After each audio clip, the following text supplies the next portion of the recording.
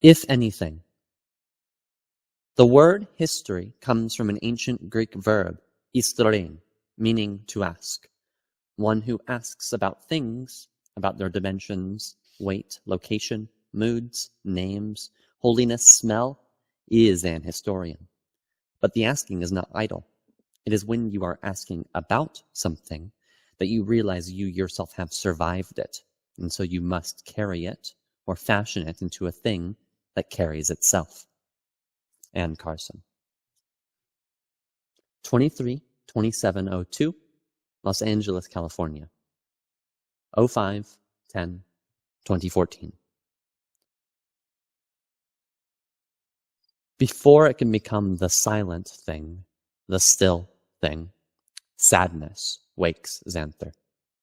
Beyond tears, beyond the cost of any cry.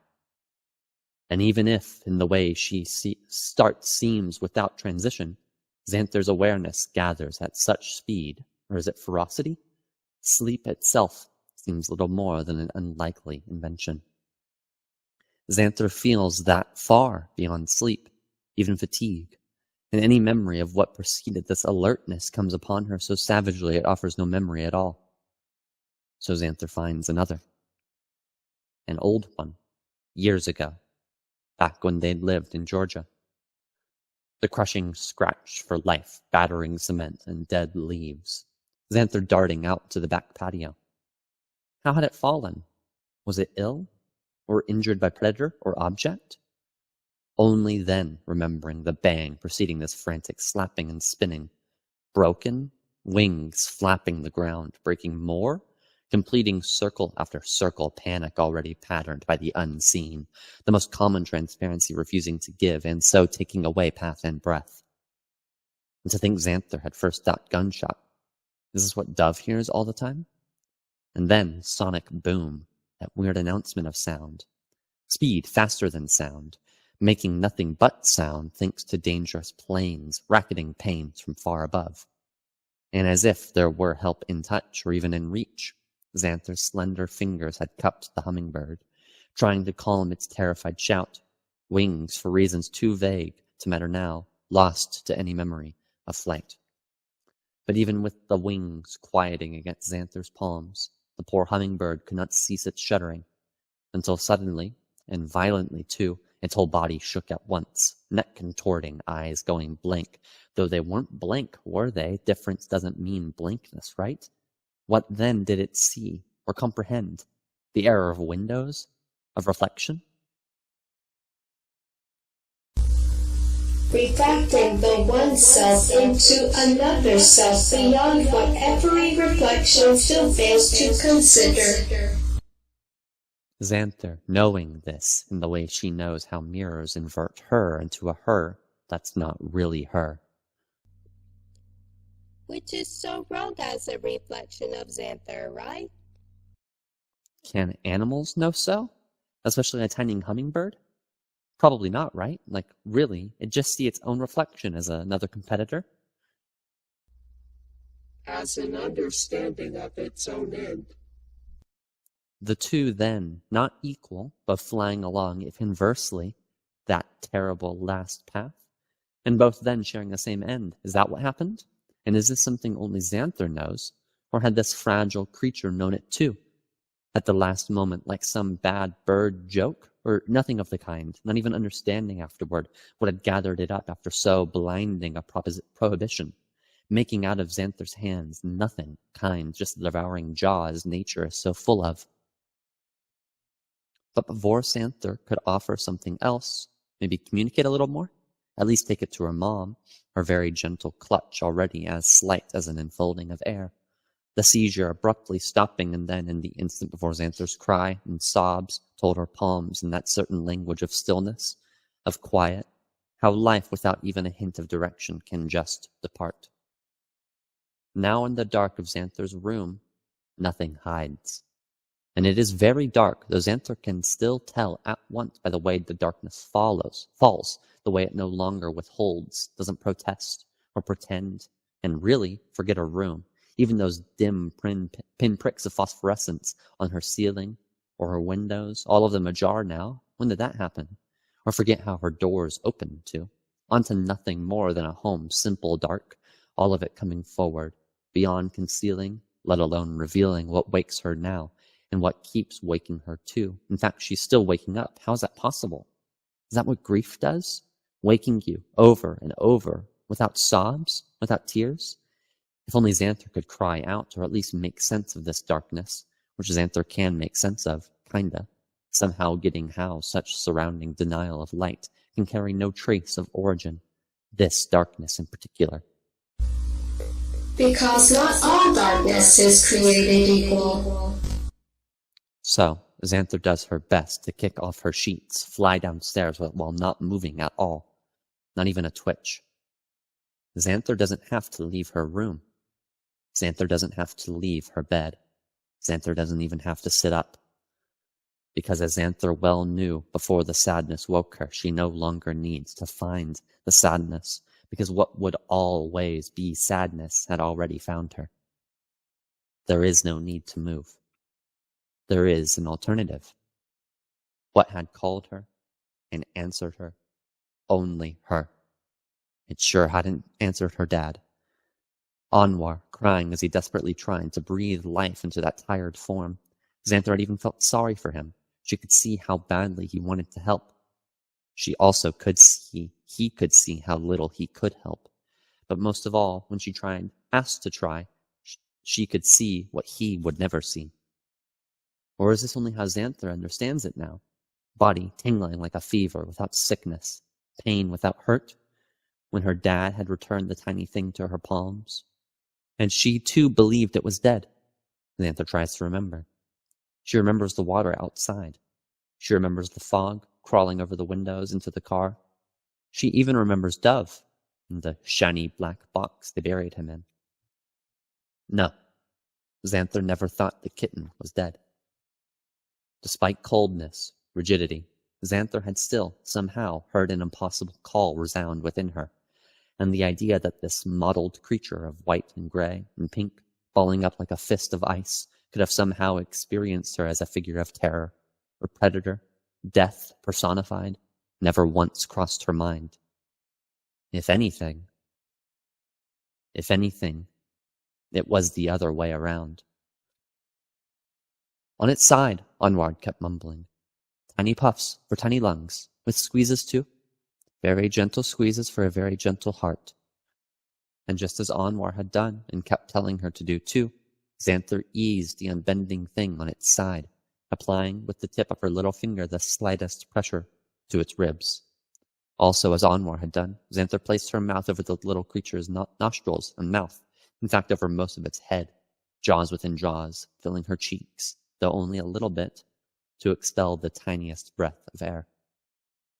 And probably Xanther expected the breath to go nowhere. Probably she was already readying the next. She was. Wordless as worded. Except that breath did go somewhere. Just slipping within at first, the little Xanther had to offer, finding the smallest way into the smallest place where it should have stopped, at least found resistance.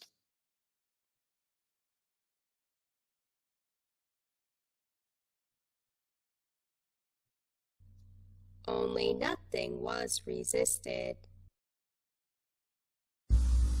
Nothing was refused.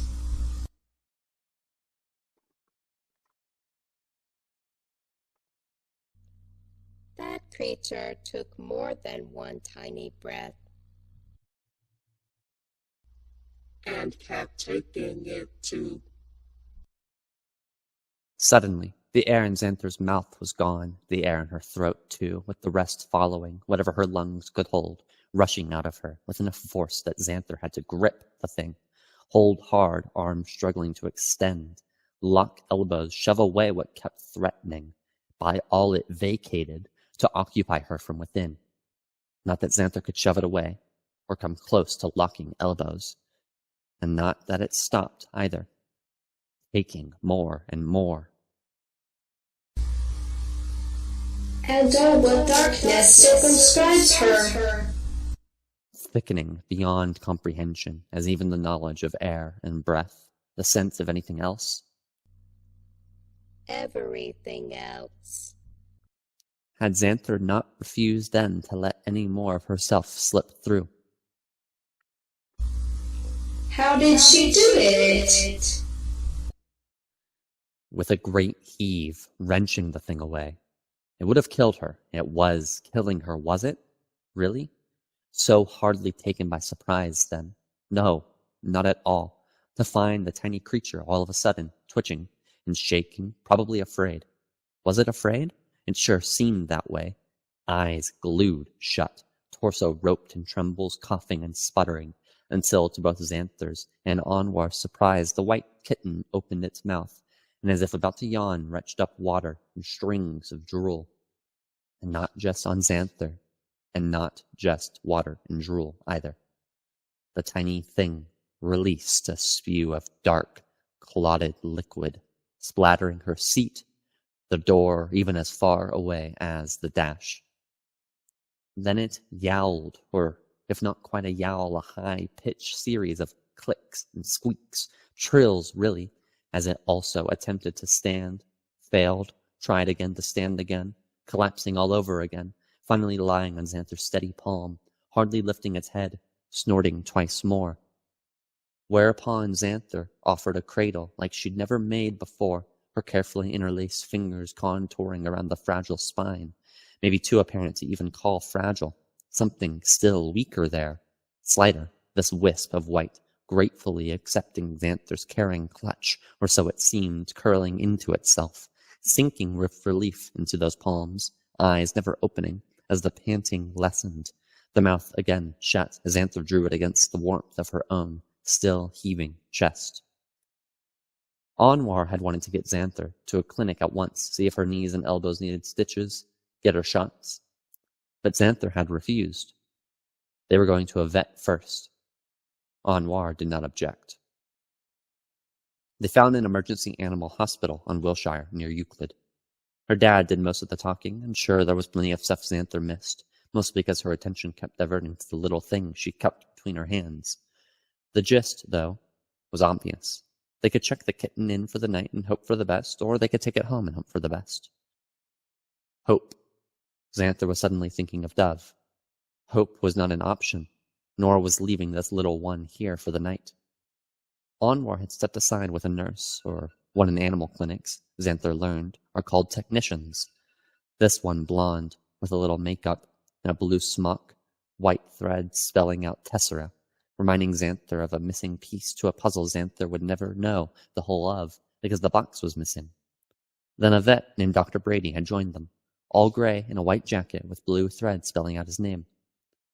Dr. Brady conducted the checkup, temperature, pulse, weight. Gosh, next to nothing, Tessera had exclaimed, and the scale seemed broken, LEDs pinned at wavering zeros. And then Anwar was talking with them again, out of earshot, again and taking out his wallet.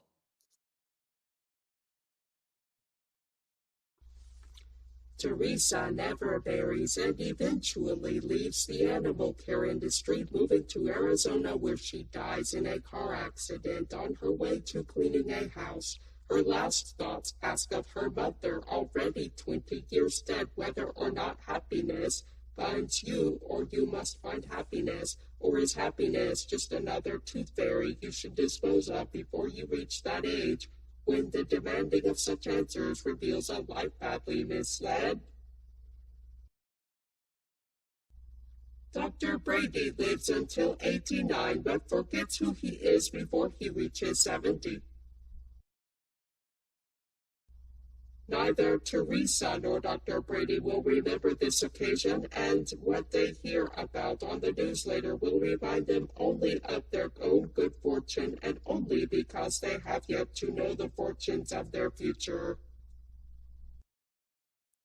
Xanther, a little carsick, and Anwar, a little unsettled, left with instructions to keep the kitten warm and feed it every 6 hours.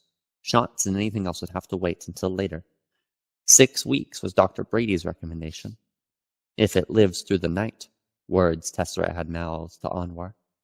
It's no more than 2 weeks old, maybe not more than 1. Anwar had carried to the car the just-born milk replacer for kittens. Later, when her dad took the twins and drove back to Venice to retrieve Xanther's glasses, when her mom had started washing off the dried blood on Xanther's arms and legs, they discovered only minor scratches, which didn't quite match up with her memory of the fall. Xanther didn't even have any bruises. That was a first. Both parents had refused to allow Xanther to keep the thing in her room, and this time, despite numerous apologies, Anwar stood by his directive. Esther stood with him, repeating, possible diseases, the need for more tests, more caution. Xanther threw a fit, useless, after which she threw herself into creating the perfect spot for the kitten, blankets in a box on top of that humongous dog bed her mom had picked up, plus a hot water bottle wrapped in one of Anwar's old cashmere sweaters, and plenty of rolled-up towels to stuff into cracks around the washer and dryer. Twice Esther had helped Xanther prepare, some just born, even if the stuff seemed to roll off the little kitten's lips, if a kitten had lips, if that's what you call that area below that place of broken whiskers, or not broken, more like sizzled off. Before she went to bed, Xanther managed one more feeding, and then, after refilling the hot water bottle, bundled up her already sleeping charge in a little towel she'd warmed beforehand in the dryer. Which, finally, was how Xanther left it, unable to hold back her tears, too many, along with doubts, way too many doubts. If it lives through the night. Outside, the storm has passed. At least the rain has stopped. Not even branches creak anymore, as they sometimes do in the aftermath of a heavy rain, when leaves and fronds now and then shift, letting go of their holdings. Through the roof beams, Xanther can almost hear the sky's lifting emptiness, taking away questions of numbers. Everything in place, arranged, safe.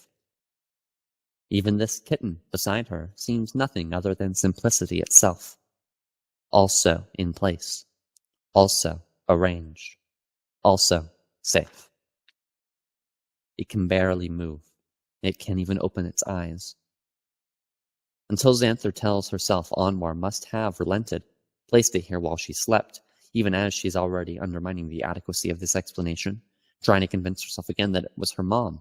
Esther must have scooped it up and secretly resettled it here, which Xanther also doubts as fast as she can make it up. Not that any of these thoughts matter, because Xanther doesn't really care. Xanther feels fine, feels better than fine. The kitten is here, at her side, and even if nothing seems to have changed, everything suddenly feels manageable. Or better, answerable. 23/32/09, Los Angeles, California, 05/10/2014.